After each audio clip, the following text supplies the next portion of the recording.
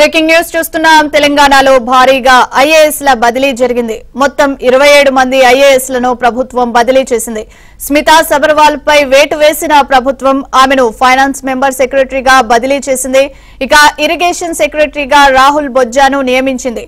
అలాగే నల్లగొండ, సంగారెడ్డి, మహబూబాబాద్, గద్వాల జిల్లాల కలెక్టర్లను కూడా ట్రాన్స్ఫర్ చేసింది.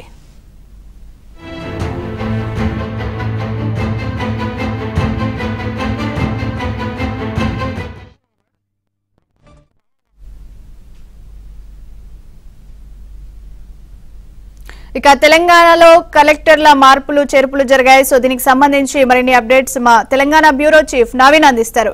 నవీన్, సో మొత్తం మీద రేవంత్ రెడ్డి బదిలీలో తన మార్పును అయితే చూపిస్తున్నారు. సో ముఖ్యంగా దాదాపుగా అంటే 26 మంది ఐఏఎస్, దీంట్లో కొన్ని జిల్లాలకు సంబంధించిన కలెక్టర్లు, మరోవైపు గత ప్రభుత్వంలో ప్రాధాన్యతకు నోచుకున్నటువంటి శాఖల్లో పనిచేసి కొంత హ్యూమిలేషన్ గురైనటువంటి అధికారులందరికీ కూడా రేవంత్ రెడ్డి ఇప్పుడు ఇచ్చినటువంటి పోస్టింగ్స్ లో కొంత కీలకమైనటువంటి బాధ్యతలను అప్పచెప్పినటువంటి పరిస్థితి ఉంది.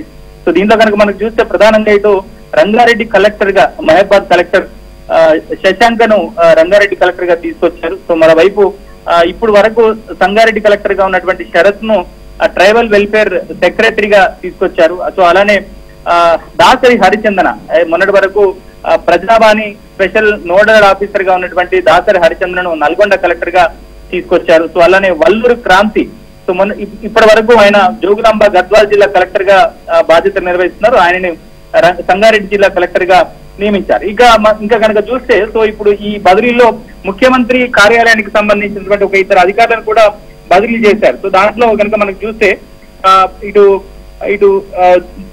దాంట్లో ముఖ్యమంత్రి కార్యాలయానికి సంబంధించి కనుక మనకు చూస్తే సో చంద్రశేఖర్ రెడ్డి, సో ప్రస్తుతం ఆయన Chandrasekhar Reddy VCMD Telangana state forest development corporation లో ఉన్నారు.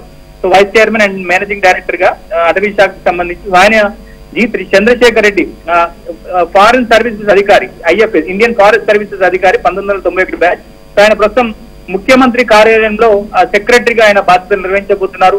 ఇక సంగీత మాజీ కలెక్టర్, ప్రస్తుతం IAS ఆఫీసర్ గా ఉన్నారు. ఆమెను జాయింట్ సెక్రటరీగా CMO కార్యాలయానికి తీసుకున్నారు.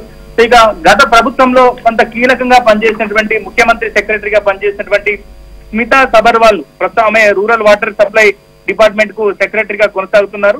సో ఆమెని తెలంగాణ స్టేట్ ఫైనాన్స్ కమిషన్ సెక్రటరీగా బోర్డ్ మెంబర్ సెక్రటరీగా నియమించారు. అలానే ఇక రాహుల్ బొజ్జా, సో మొన్నటి వరకు గవర్నమెంట్ లో ఇటు ఇరిగేషన్, ప్రస్తుతం ఆయనకు ఇరిగేషన్ శాఖకు సంబంధించి కార్యదర్శిగా బాధ్యతలు అప్పచెప్పారు. ఇక కీలకమైనటువంటి శాఖలకు సంబంధించి కనుక చూస్తే కనుక కొంతమంది అధికారులకు కూడా బాధ్యతలు అప్పచెప్పినటువంటి పరిస్థితి ఉంది. దాంట్లో ప్రధానంగా కనుక మనకు చూస్తే సో దివ్య 2010 బ్యాచ్ కు సంబంధించినటువంటి దివ్యను సో ప్రజావాణి, ముఖ్యమంత్రి చాలా ప్రతిష్టాత్మకంగా నిర్వహిస్తున్నటువంటి ప్రజావానికి నోడల్ ఆఫీసర్ గా నియమించారు. ఇక చాలా మంది IAS ఆఫీసర్ల బదిలీలు కూడా జరిగాయి. సో కొంతమందికి FESC ఛార్జీలను కూడా ఇచ్చారు. ప్రస్తుతం బుర్ర వెంకటేశం 1995 బ్యాచ్ కు సంబంధించినటువంటి సీనియర్ అధికారి ప్రస్తుతం ఎడ్యుకేషన్ డిపార్ట్మెంట్ కి ప్రిన్సిపల్ సెక్రటరీగా ఉన్నారు. సో ఆయనకు BC వెల్ఫేర్ శాఖకు సంబంధించినటువంటి అదనపు బాధ్యతలను కూడా ఇచ్చారు. ఇక సందీప్ కుమార్ సుల్తానియా ప్రిన్సిపల్ సెక్రటరీగా ఉన్నారు.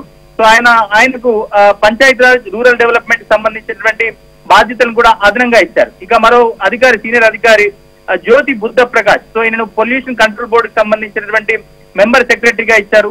ఇక రఘునందన్ రావు గడిచిన ప్రభుత్వంలో కీలకంగా పనిచేశారు. వ్యవసాయ శాఖలో కీలకమైనటువంటి IAS అధికారిగా కూడా ఆయన పనిచేశారు. సో ఆయనని జనరల్ అడ్మినిస్ట్రేషన్ డిపార్ట్మెంట్ కి బదిలీ చేశారు. ఇక చాలా మంది అధికారులకు సంబంధించి కనుక చూస్తే రకరకాల శాఖలను కూడా పోస్టింగ్ చేసినటువంటి పరిస్థితి కనిపిస్తుంది. సో మొత్తం మీద సమర్థులైనటువంటి అధికారులకు అందరికీ కూడా ఈసారి ప్రభుత్వంలో కొన్ని కీలకమైనటువంటి శాఖలు అయితే అప్పచెప్పినటువంటి పరిస్థితి ఉంది. Thank you for the updates Naveen.